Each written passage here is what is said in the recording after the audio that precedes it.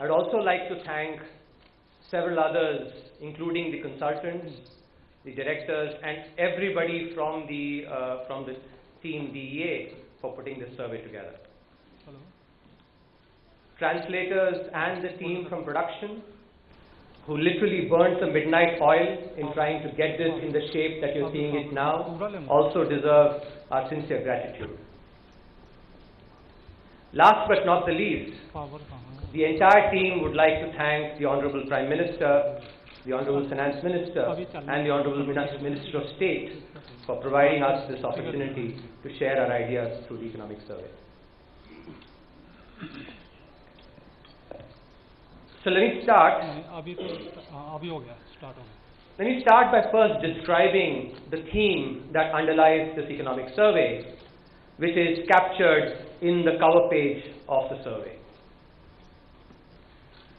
The blue color, the sky blue color, which is the color that is used for the survey, captures unfettered blue sky thinking, which is what we have indulged in trying to come up with the ideas for this economic survey.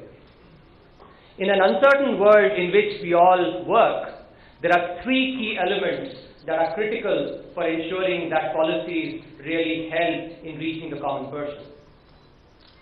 First, a vision that has already been provided by the Honorable Prime Minister of a $5 trillion economy by 2024-25. To achieve that vision, a strategic blueprint is necessary. That's the second element. And this year's economic survey, therefore, makes a concerted effort to try and provide that strategic blueprint for achieving the vision laid down by the Honorable Prime Minister.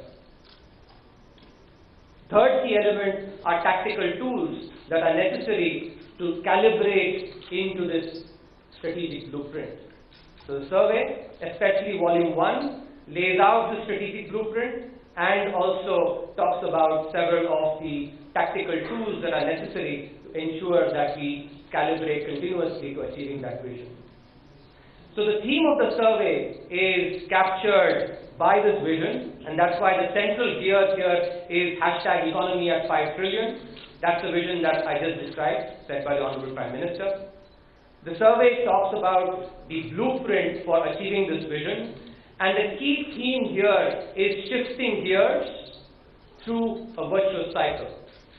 As I'll just quickly describe, we have been growing at a good rate, but we now need to be shifting gears to grow at 8% continuously in a sustained manner. And that is what this strategic blueprint is about.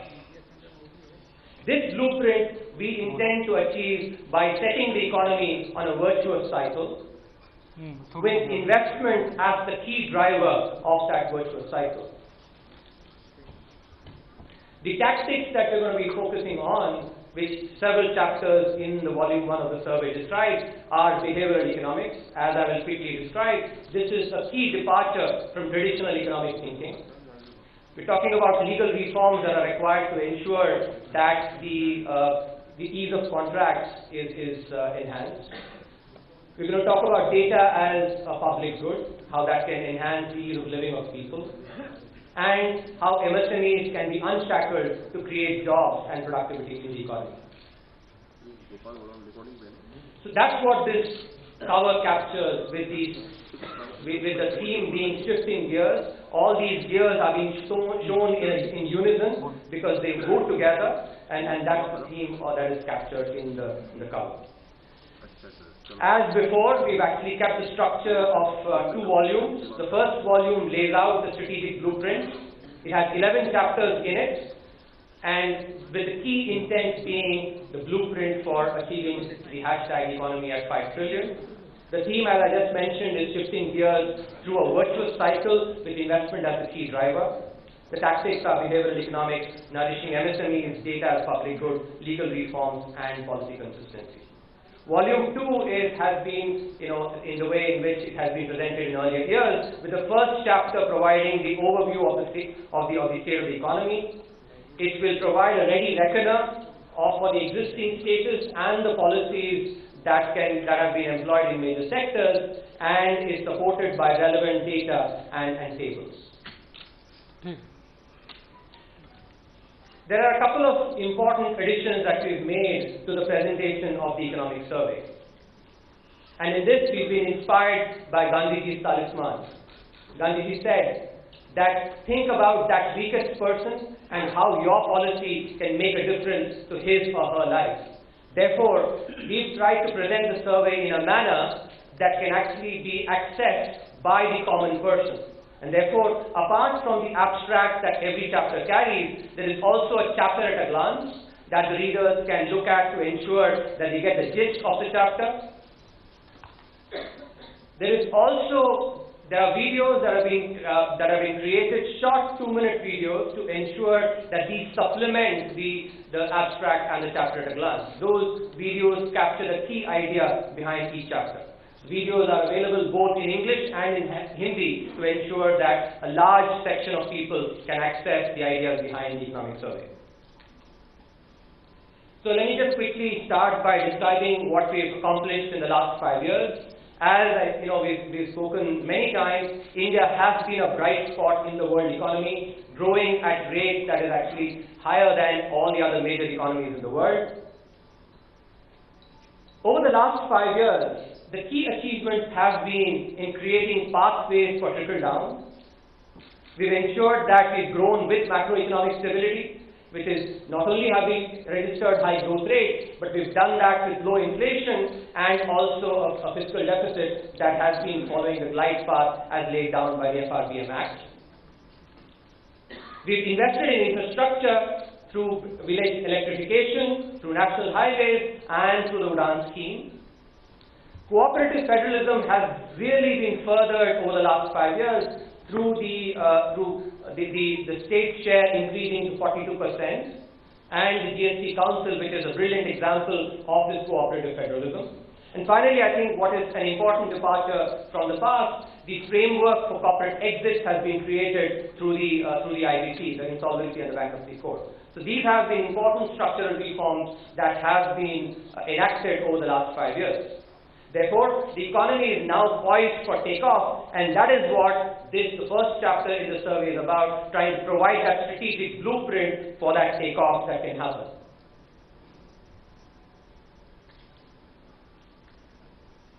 So, the key departure that the survey makes is in thinking about the economy as being in either a virtuous cycle or a vicious cycle. Investment, as I just mentioned, is the key driver of that cycle. Savings that happen in the economy enable investment. Investment leads to improvements in productivity. And when firms become more productive, they're able to go and compete in the international markets, thereby foster exports, and which helps the economy. As I'm just going to show, productivity improvements also lead to job creation in the economy, and when exports and jobs come together, that creates purchasing power in the economy at the bottom of the pyramid, which then leads to increase in demand. Anticipating greater demand, firms go and invest further, and that is how this virtuous cycle perpetuates. So the intent really is that the economy, we are intending to shift gears by taking this economy into a virtuous cycle which is driven by investment. A favorable demographic phase, which we are currently in, supports this virtuous cycle because the proportion of working age that we're going to have in our population is really a big plus at this current stage. So this idea of viewing an economy in a virtuous cycle or a vicious cycle, we've arrived at this by carefully examining evidence from China and other East Asian economies that have registered high growth rates.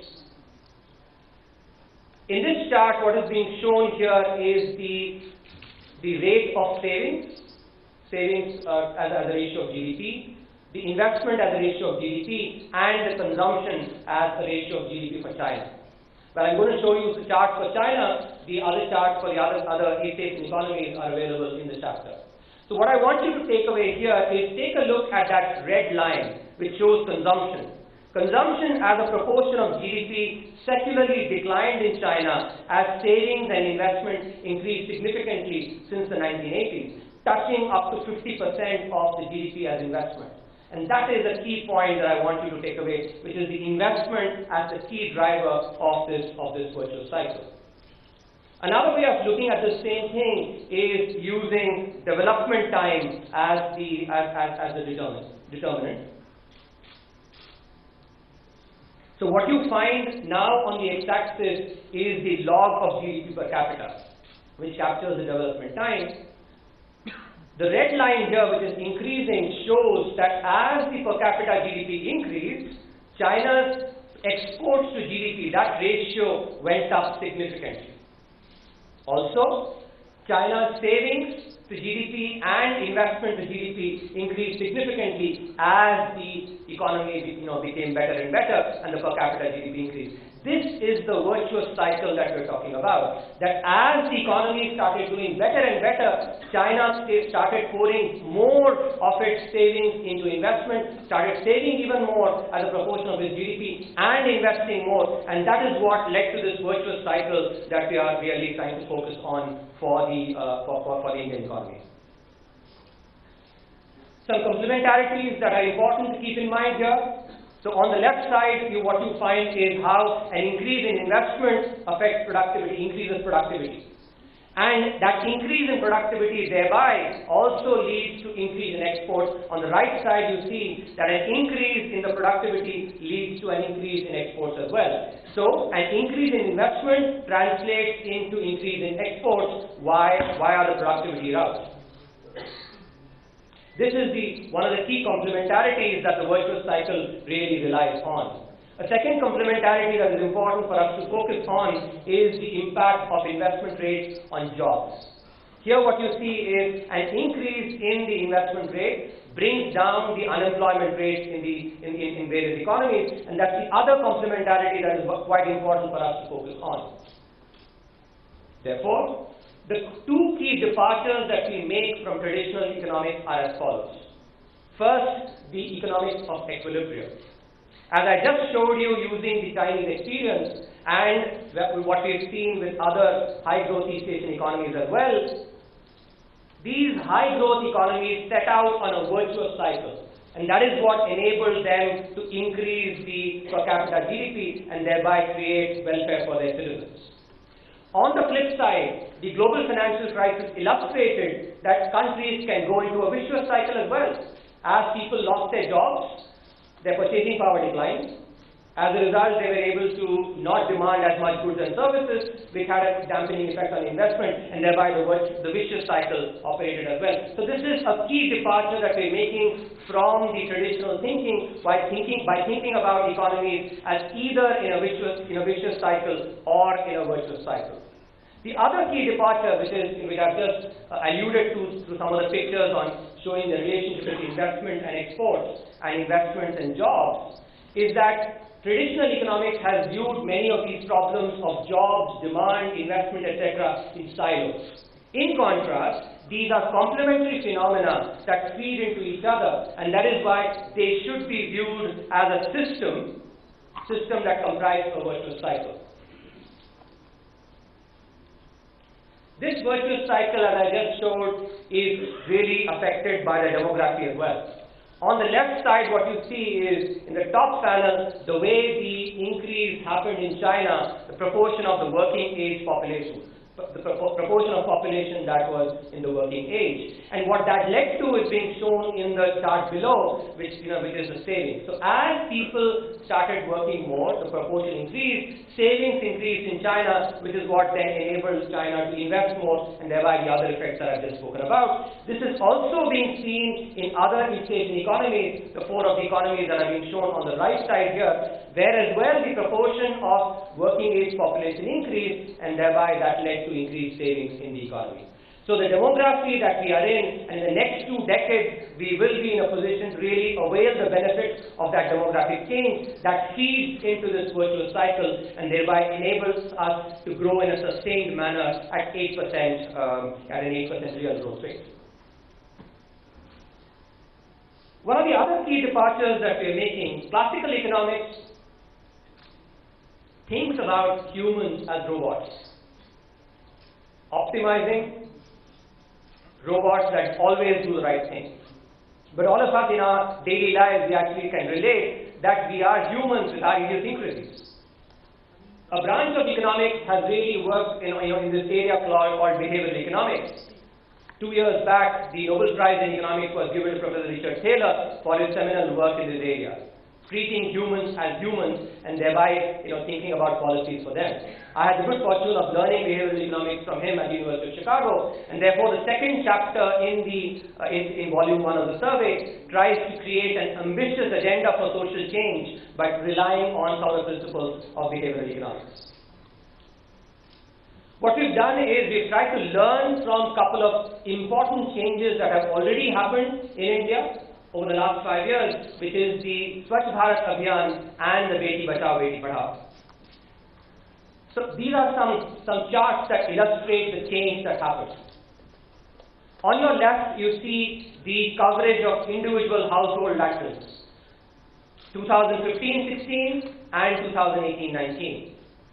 Green shows greater coverage. I think, as they say, a picture is worth 1,000 words. That picture clearly shows the increase in coverage from 2015-16 versus 2018-19.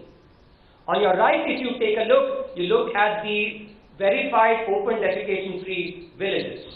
Again, 2015-16 versus 2018-19, with green showing greater coverage, red showing less coverage.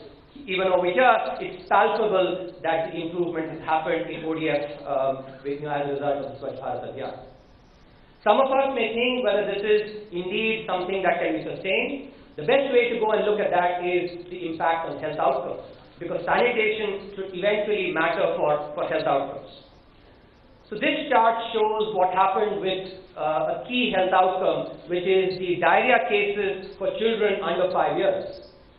On your left, what you see is the chart for those districts where the coverage for individual household latrine was very low as of 2015. And so, as a result of the Swachh Bharat Abhiyan, this coverage increased significantly in these districts.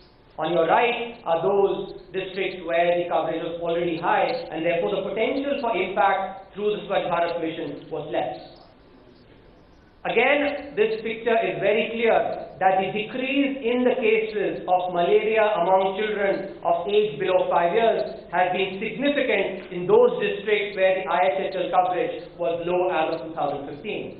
That shows that the impact on sanitation has indeed translated into an impact on health outcomes as well. It is not just seen in diarrhea, it's also seen in cases of malaria for children under 5 years, which is the one on your left bottom.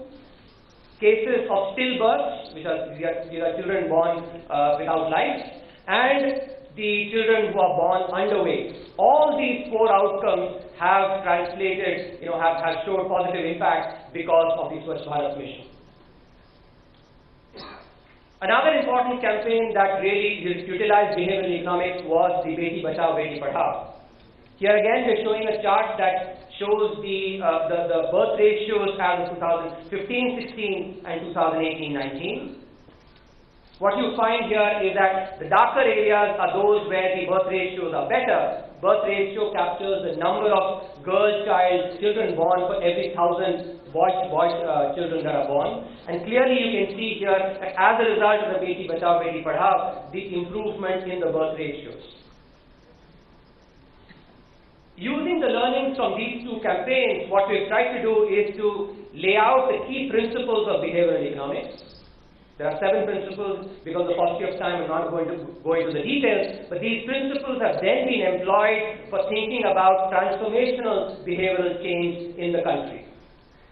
I would just want to pick up one example, which is using the Gandhiji's 150th Jayanti, 150th birthday, the message of be the change that you wish to see in the world. This was the key message that Gandhiji gave to the world. And in particular, these were captured through the 7 sins that Gandhiji asked us all to actually try and stay away from, which is politics without principle, wealth without work, pleasure without conscience, knowledge without character, commerce without morality, science without humanity, and worship without sacrifice. When we are at the stage of the 75th year of our independence, I think we are ready now to start taking into account the fact that our duties matter a lot. As citizens, we owe it to the country to actually think about our duties, not just our rights. And these are but some examples of the way in which behavioral economics can really enable change in this country. Just to sort of show some of the ideas that can be really worked upon, we can go from Beti Bachao, Beti Padhao to Badlao, which is basically an anagram for Beti Aapki Dhan Lakshmi or Vijay Lakshmi. We can go from the Swachh Bharat mission to Swasth and Sundar Bharat mission, a healthy India and a beautiful India. You can go from the Give It Up LPG subsidy, which really brought in for the first time thinking about giving up a subsidy for the benefit of those who deserve it more, to thinking about all subsidies. When we consume a subsidy, are we depriving someone else who's more deserving of that subsidy? And here again, behavioral economics can really help in bringing about that change. From going from possible tax evasion to tax compliance, and these are all steps that will really help in taking us to that vision of economy at 5 trillion. Another important aspect that is really critical if you have to achieve that vision of economy at 5 trillion, which the strategic blueprint talks about, is nourishing our firms, our MSMEs, to grow better. Some research that we've done for the survey, and I'm going to illustrate through this chart. The bars in saffron that you see here correspond to firms that have less than 99 employees. So these are small firms. The purple bars, on the other hand, correspond to those firms that have more than 99 employees. In the Indian context, we can think about them as large firms, but in the international context, these are really not large firms. A firm that employs 100 plus employees is really not that large. Typically, in the international context, you think about firms that employ a few thousand of employees as a large firm. But because of the way in which the manufacturing is in India, we're taking this cut. What I want you to take away from this slide is look at the proportion of small firms in the number of firms, the same proportion for employment, and then for the value added. What is really noteworthy here is that the small firms, these are firms with less than 99 employees, occupy 84.3% of all firms by number, which means these are the firms that dominate the landscape in organized manufacturing. But when you look at their relative contribution to employment and to value added, to employment their contribution is only 23%, approximately 23%, despite, remember, these firms accounting for close to 85% by number. And their contribution to value added is only 11.6%. This is an important aspect that we really need to be taking into account when we think about the vision of economy at 5 trillion, because economies of scale is something that really enables firms to become more productive and thereby also create jobs. This piece of evidence also tries to actually bring to light that sometimes the perception that small firms are job creators may need a careful rethink, and that is what this data is really trying to show.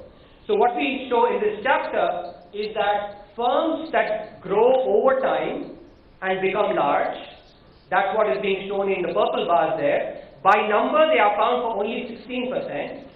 But they are significant contributors to employment, 77% in employment, and even more to value added, which is about 88%. That's the point that we need to take into account. The fact that economies of scale that large firms can exploit enables them to create employment and also add value. And that is something that we really need to be focusing on. So firms that actually grow up and become large, their number is low, but they're contributing a lot more to employment and value added on a per capita basis. In contrast, firms that remain small, despite having aged over time, they're contributing much less to employment and to value added, even though they dominate the landscape. This is something that we really need to be focusing on.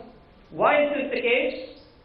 We try and dig into that as well. One of the key constraints that we get here is let me also talk about how this compares with the cross-sectional evidence. What is being shown here is, on the x-axis, the age of the firm. And we're showing this for 3 countries, India, United States, and Mexico. The blue line is for India. That dotted line is for the United States. Dotted red line and the dotted purple one is for Mexico. What is really noteworthy here is that a typical firm in the United States, when you compare the number of employees that it has when the firm is young, which is less than 5 years, and you compare the average firm that is 40 years old, the firm in the United States creates 7 times as much employment as it did when it was young. In India, on the other hand, these firms are only creating 40% more jobs. So a firm that is 40 years old is creating only 40% more jobs than it created when it was young. This is the crux of the problem that we're trying to identify. The fact that these firms are growing, they're basically aging, but they're not creating enough employment. Even Mexico, firms there create double the number of jobs, while in our country it's only 40% as firms age. Why is this the case?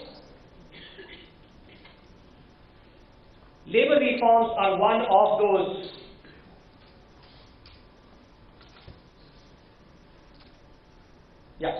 So labor reforms provide one of the key constraints. And in order to try and provide that evidence, what we've done is we've looked at these labor reforms that Rajasthan undertook in 2014 and comparing that with some of the other states. So on your left, what you see is the number of factories with more than 100 employees. So these are the large firms that I just showed in Rajasthan, and compare that with the rest of India. Again, it is very, very clear that the number of firms, the cumulative growth rate of firms, with more than 100 employees increased significantly from 3.6% to 9.3% after the reform. But this change was not as large in the rest of India. So the labor reform that Rajasthan undertook has really created, larger firms with more than 100 employees. It's not just in the number of firms, even the number of workers and the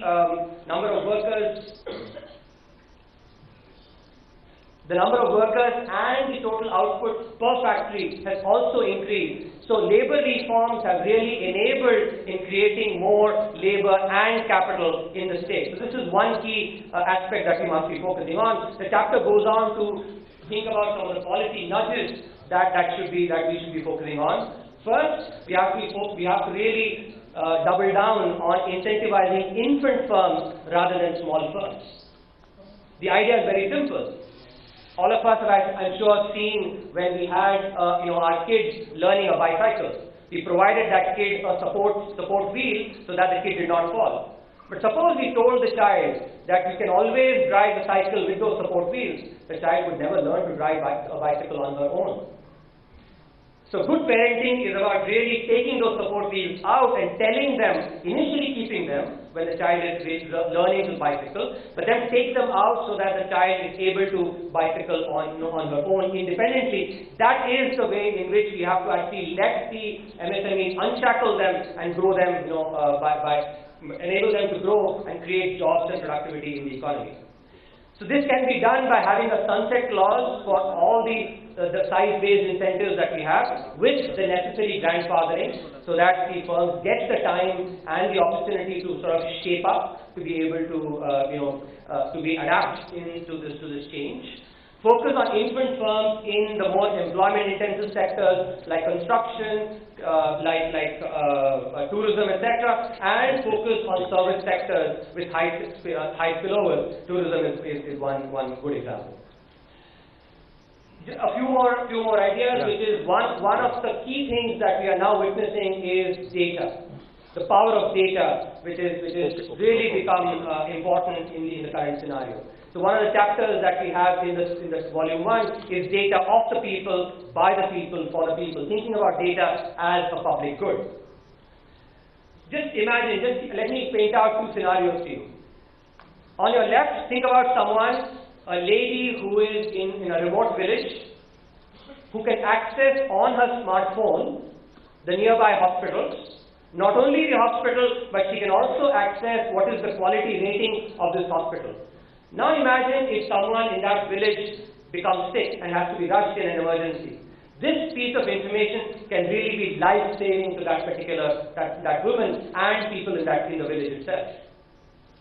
On the right, think about an application, an app, where a farmer who possibly wants a loan, uses that app to request the amount of the loan, specifies the term for that loan, how long, what should be the maturity, and also gives his permission to the bank to utilize the data to screen and decide on whether the loan should be given or not.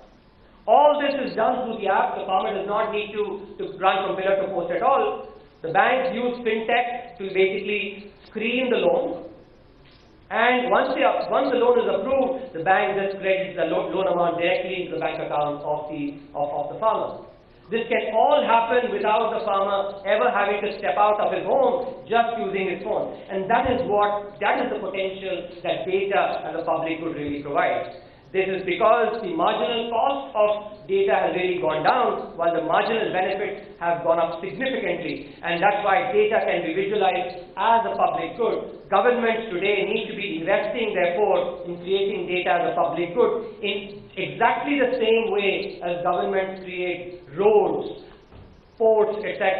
as public goods. Same way governments need to be investing in data as a public good to enhance the welfare of people. A final chapter that I'm going to focus on is something that is really important for achieving that vision of the 5 trillion economy, which is about the legal infrastructure. An important fact that we all must take note of is that among 190 odd countries in the World Bank rankings on ease of doing business, India ranks 163rd, or in the bottom 15% when we talk about the ease of contractual enforcement. This is because we have a backlog of 3.5 crore cases in our courts, 90% of which is in the lower courts, the district and subordinate courts. So this chapter looks at this particular problem, and the key point this chapter makes is that this problem is not as insurmountable. I repeat, not as insurmountable as it seems. And we've just done some simple analysis to show that a 100% clearance rate in the district and subordinate courts can be achieved by recruiting about 2,200 odd judges, which is well within sanction capacity. The backlog of these cases can be cleared within 5 years through a 25% improvement in productivity. And this productivity improvement can be brought by using technology, by enabling the administrative backbone of these courts, and also possibly by working on the vacation time. In a similar manner, the analysis shows that for high courts, 100% clearance rate can be achieved by recruiting 90 odd additional judges, which is also within sanction capacity. And the backlog can be cleared within 5 years by a 4% increase in productivity at the sanction strength. For the Supreme Court, the backlog can be cleared through an 18% improvement in the productivity. So this chapter makes a clear message that both by recruiting or by having judges within sanction capacity and by bringing about improvements in productivity, by bringing in technology, by enabling the administrative backbone, the ease of contractual enforcement can really be enhanced, and this would be the best investment that India can make in trying to go towards the $5 trillion economy. So in sum, as I just said, the economic survey lays out a strategic blueprint for achieving that vision of economy at 5 trillion. The key theme is about shifting gears. We've grown well, but we need to shift gears. We need to shift into top gear at 8% plus sustained growth, and we can do that by pursuing a virtuous cycle with investment as a key driver. In coming up with this model for development in India, the survey makes a significant departure, and which I just described. Another key departure is thinking about humans as humans when we think about policy for them, and that's where behavioral economics really helps in creating policies. Unshackling MSMEs to grow and thereby create jobs and exports for the economy, creating data as a public good to enhance the ease of living of people, and clearing the legal logjam, which can possibly be the best investment for achieving that vision of economy at 5 trillion. I thank you very much for your patience. Happy to take questions.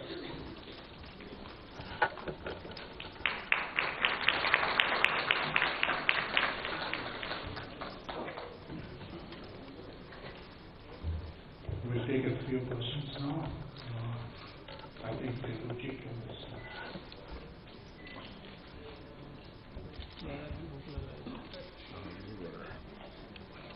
Hi sir, congratulations for the economic survey. I'm Ruchi Bhatia from EC. Now my first question to you, you're talking about an 8% growth rate for the economy in the years to come. How would you look to kind of break it down to various other sectors? Where will this growth rate really be pushed forward from with respect to the other sectors in the economy? Also, you're talking about navigating through the disequilibrium situation that's there. For a developing economy, how do you do that? Because we're not really living in a world where things are kind of easy for us. We're dealing with trade wars, we're dealing with various situations. So how do you kind of maintain that equilibrium and change our policies to make sure that things are kind of easy for us?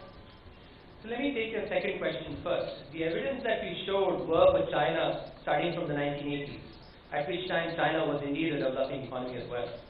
And the evidence that we provided for East Asia, at the time when they actually went into this virtuous cycle, when they pursued that model of investment-driven virtuous cycle, they were developing economies as well.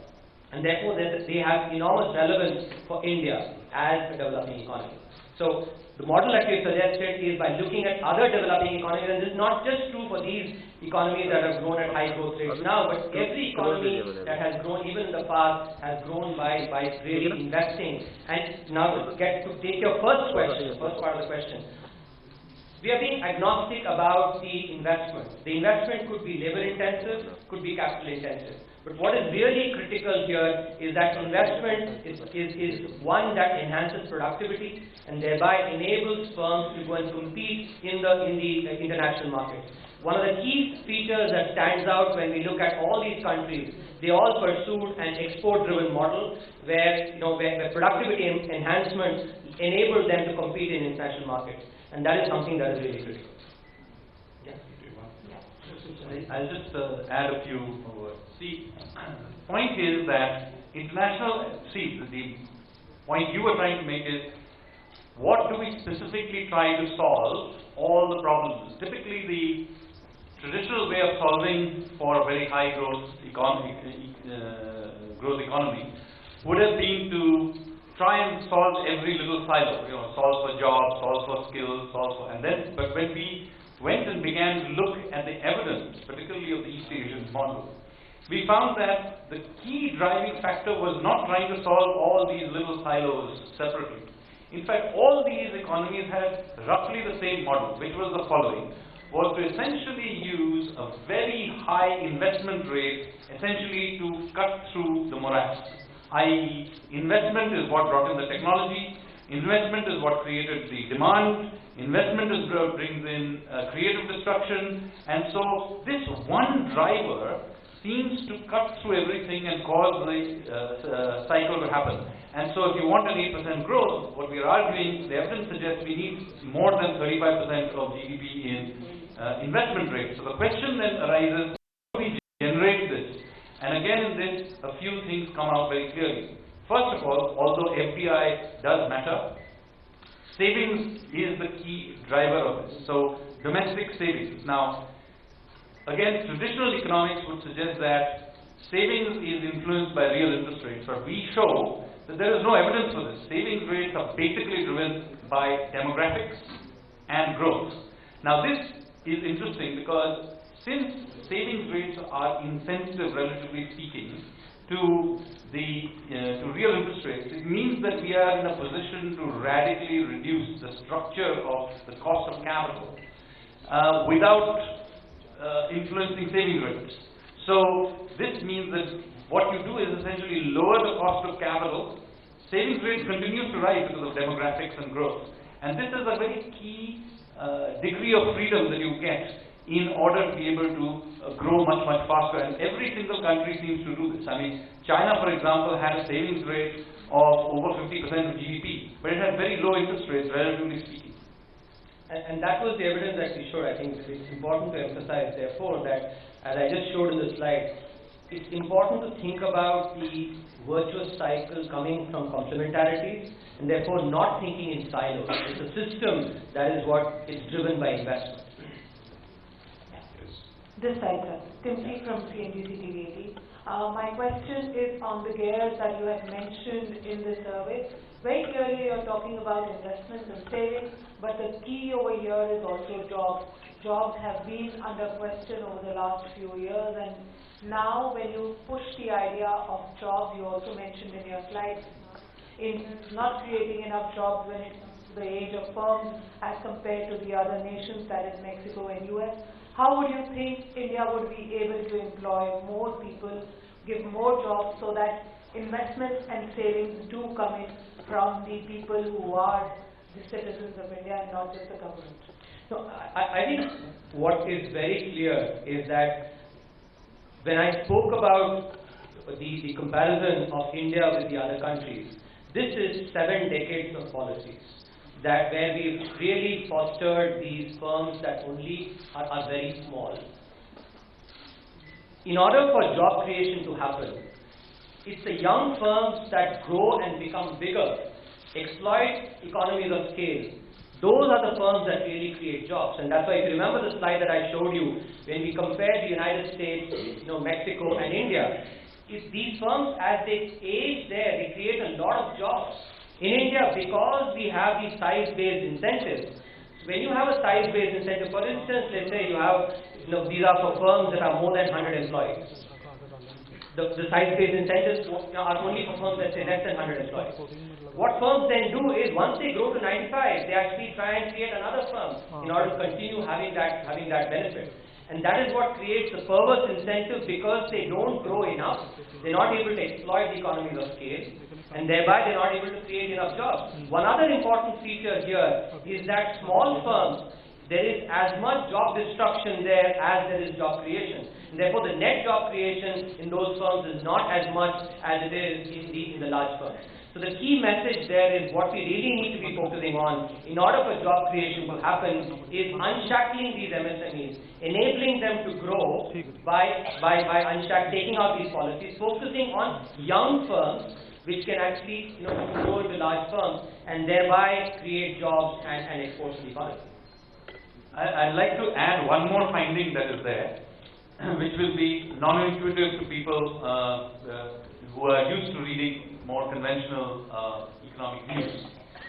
A lot of economic policy making in India and economic literature in India spend a lot of time on what is a labor-intensive and a capital-intensive mode of production. I'm sure those who have done economics degrees will have read plenty of papers about it. One of the findings here is that, in fact, we should be completely agnostic about this.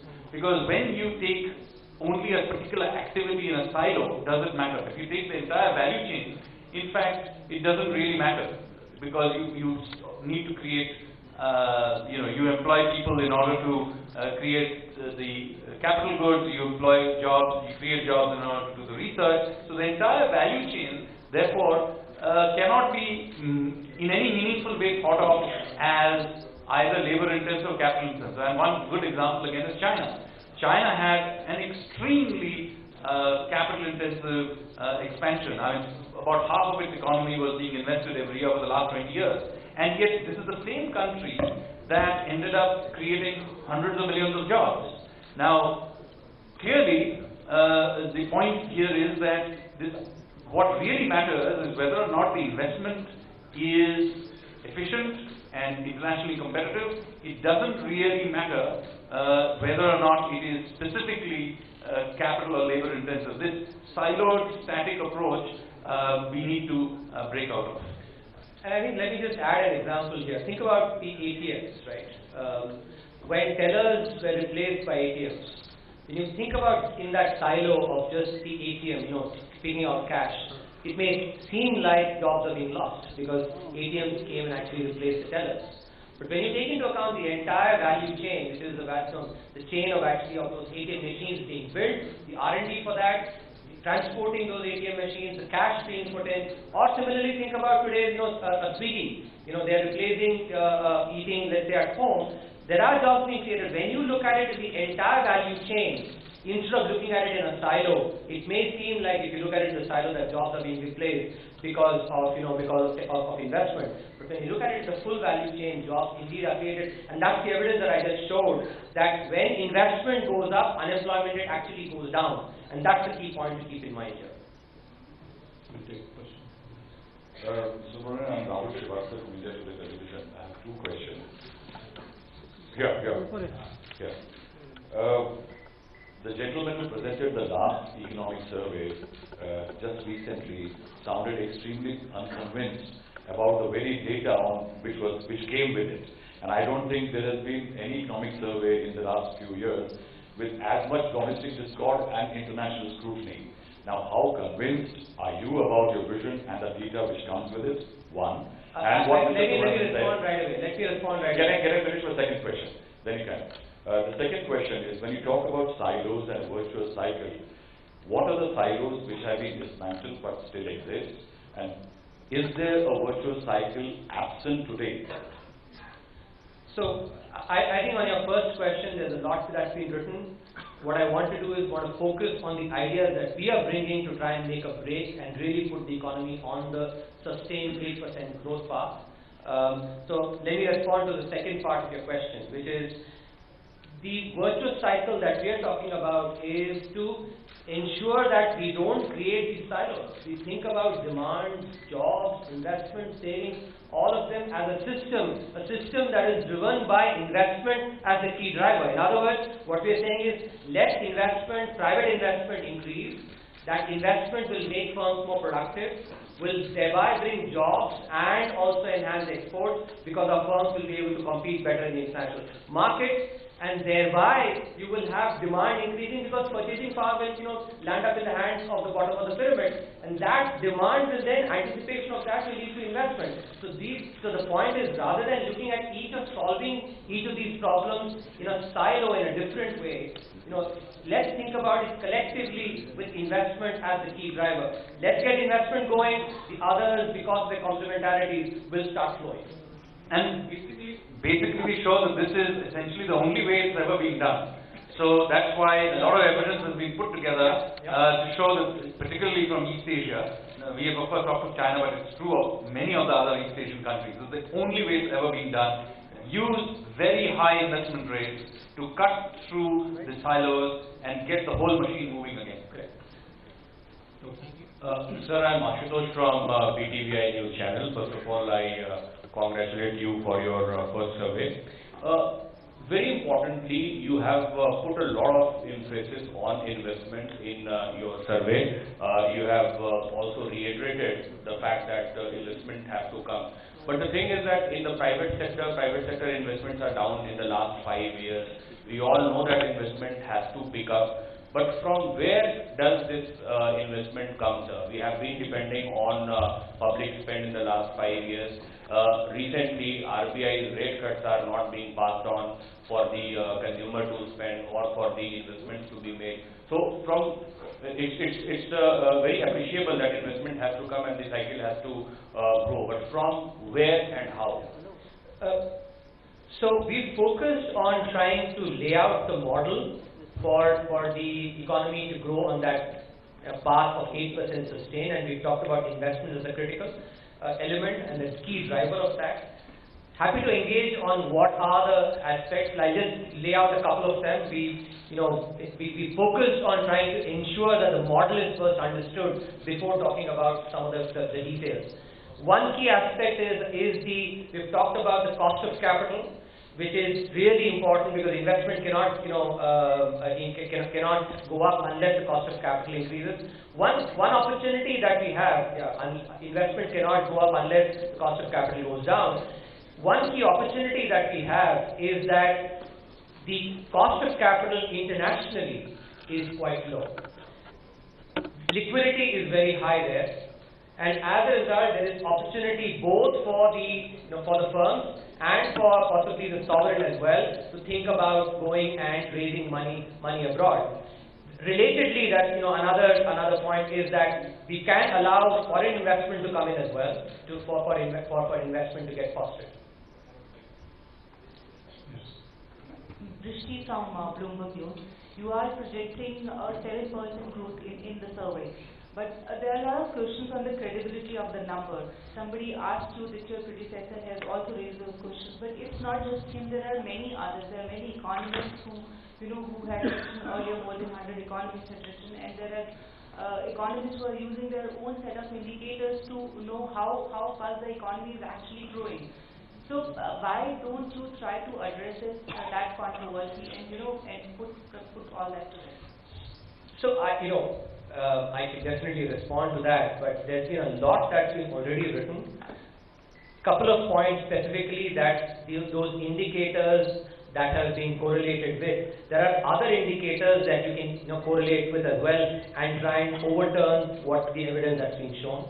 Rather than get into actually the details, let me tell you from my own observation that India is an economy where there are many touch points for policy. And in the 6 months that I have been part of the government, I have been able to see it from close quarters. Because there are several touch points for policy, it is very hard to try and create a narrative that is different from the truth. Let me say that and leave it at it.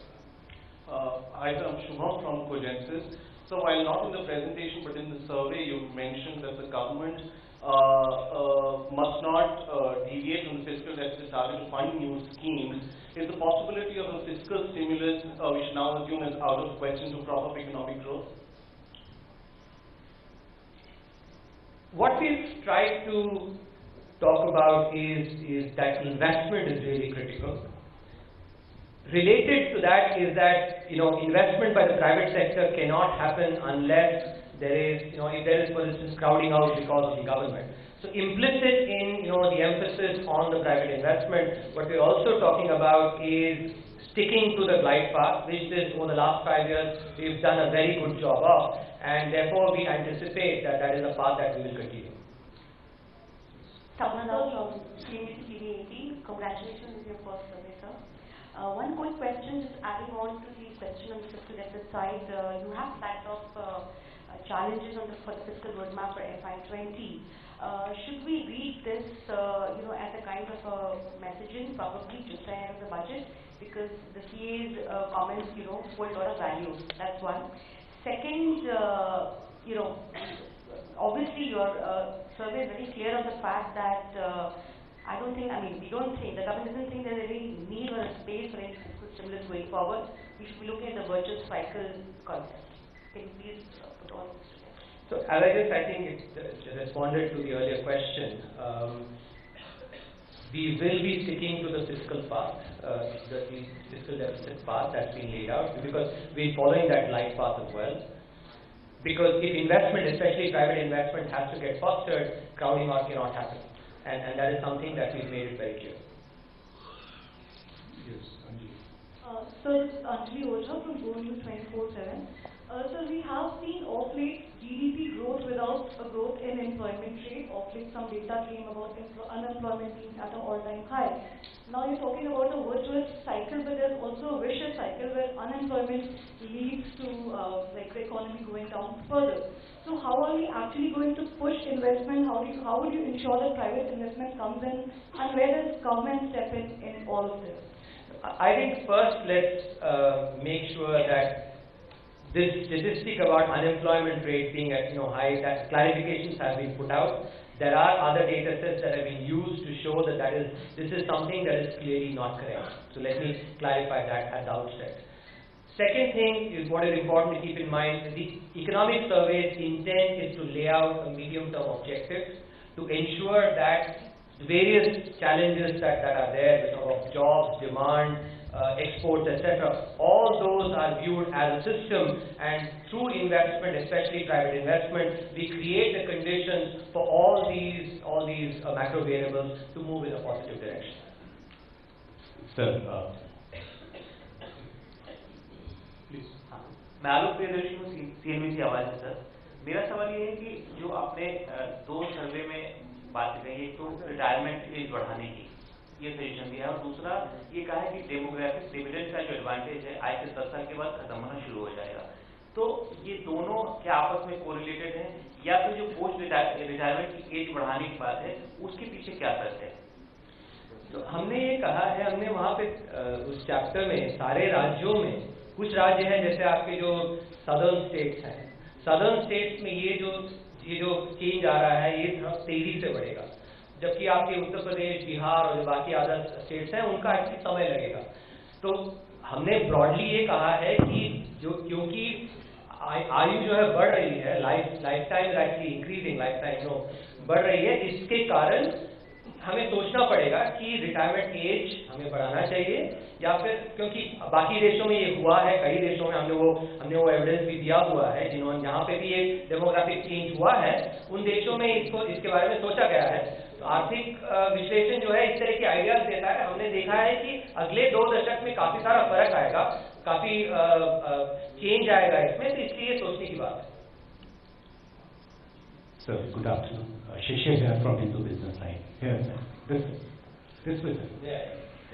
Sir, you talked about giving up subsidy. You have used the word think about the subsidy. Does this mean that you are suggesting cost-based pricing, especially in terms of railway, water, and electricity? Remember, we talked about this in the context of behavioral economics, and there are some key principles that can be applied in in bringing about some of this change. The Give It Up LPG subsidy was the first effort ever to try and think about about giving up your subsidy in favor of someone who is more deserving. Taking off from there, what we are saying is, why don't we all, as a nation, each one of us, start thinking about, when I get let's say a 1 rupee subsidy, because money does not grow on trees, if I take a 1 rupee subsidy, I'm depriving that to someone who is possibly more deserving. That is the key idea, and using some of these 7 principles that we've laid out, there are steps that can be taken, policy can be implemented to push this forward, to think about how this can be taken forward. My name is Ravi Shankar Kapoor. I am a freelance journalist. Can you list out 3 reforms which were demanded by business associations and favored by economic experts, many of them from the government? For instance, Dr. Panigaria favored eradication of MSPs, so such reforms. So we've already covered the MSMEs. What we've really talked about is that our MSMEs are being shackled today because they're not they're not growing as much, unlike in other countries where as they age they grow significantly and thereby they create jobs. So the emphasis we've talked about is on young firms that can grow to become large firms and thereby create enough jobs. So the focus has to be on incentivizing young firms, and the main policy change that we've mentioned is think about a sunset clause, with thereby enabling the focus to be on the incentives on the young firms. So the 3 reforms, as we said, is one is the focusing on young firms, all incentives for young firms, ensuring that labor reform are undertaken. We showed the evidence from Rajasthan. Third is, we spoke about focus on infant firms in the sectors that are more employment intensive. Another one is the use of in the services sector, because firms that are in the services sector, there are some of those which actually can create a lot of spillover effect. For instance, tourism. These are specific 4 suggestions that can be utilized for creating jobs. So this is in the context of creating jobs for the MSMEs. That's in one of the future surveys we will definitely look at the agriculture sector as well. As of now, we've focused on laying out that blueprint for achieving the vision of the economy at 5 trillion. Thank you. So I'm Shobik from the Week magazine. Congratulations for a very different economic survey this year. My question to you is just this, that I can understand that investment is the key driver for us to get into the next year for 8% growth rate. But can you give us an idea as to since in the next 5 years, from where investment is and where it should reach? Should it go up by say 5 times in 5 years or maybe 2 times? So when we looked at the evidence suggests that investment as a percentage of GDP has to be in excess of 30%. when we look at the other countries, 30-35%. In fact, in China, for instance, it has reached up to 50%. China invested, at its peak, the investment was close to 50%. So going forward, it's where, what we are suggesting is definitely we need to start investing close to 35%.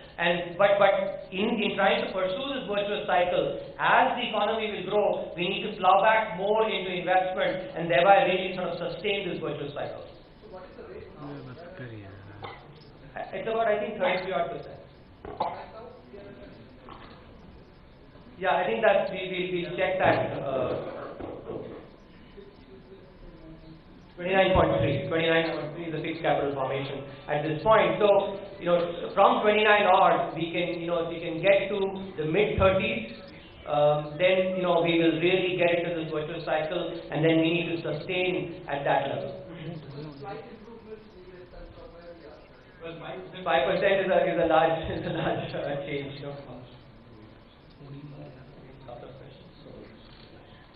Hello sir, this is Aishwarya. I'm from India Today. So you'll be talking about investments, and I understand that the government also understands that a lot of investment needs to come in. And you're also projecting a 8% GDP rate for the next 5 years for us to reach the $5 trillion economy. Will there be any kind of incentive being given in the next 1 year by the government to those private players who are willing to make that kind of investment? What is the kind of push that will be given by the government so that more people come in and they start investing?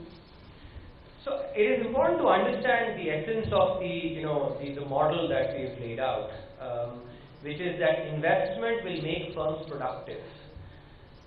Short-term palliatives cannot make firms productive. So in order for us to really get into that virtuous cycle, which by which firms become productive and create jobs and are able to compete in the international market, those kind of palliatives are not going to work. So I'll be very clear that this has to be about enabling private investment by removing some of the hindrances that are there. As for instance, we talked about the dwarfs in the economy. We have to focus instead on trying to enable the private investment than thinking about palliatives. Yeah, one interesting aspect of this model is the following: is that it is driven by investment backed by domestic savings. Now, what this implies is quite important, and this we see in every other East Asian country, is that because the savings rate keeps going up, therefore the consumption as a proportion of GDP actually goes down. Now, if you therefore want to go down this particular growth model, you cannot rely on domestic consumption as the driver of demand, final demand, because clearly, maybe still growing, but as a proportion of GDP it's low, so it cannot be the first driver.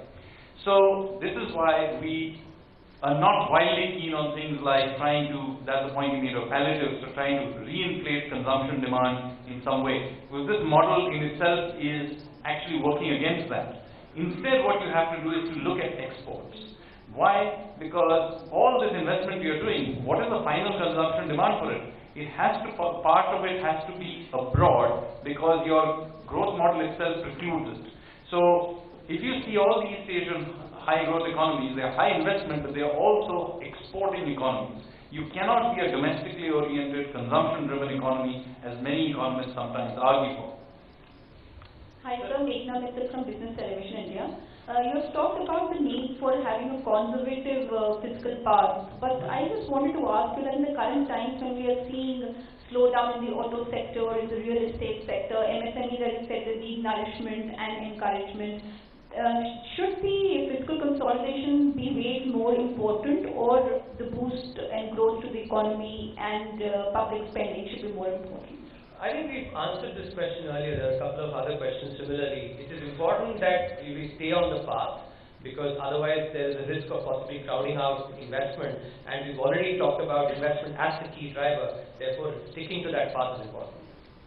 Yes. Sir, I'm Nico Joey from Bloomberg Quint. So the survey talks about nourishing dwarfs to become giants, and dwarfs here are MSMEs.